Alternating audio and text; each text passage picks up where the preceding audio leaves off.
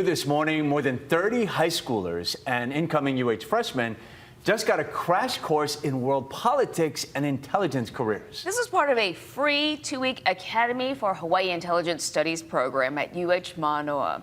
Students were given the chance to earn college credit while diving into real-world global events, including the ongoing conflict between Israel and Iran. They also visited Pearl Harbor and met with national security experts. Coming here, I felt really challenged and I loved it.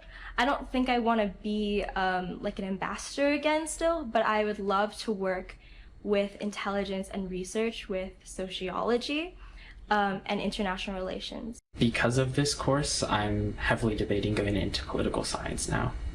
I think it's really interesting and something that the world is going to need more of. The program covered everything from tuition to travel. It concluded on Friday with a ceremony recognizing their achievements.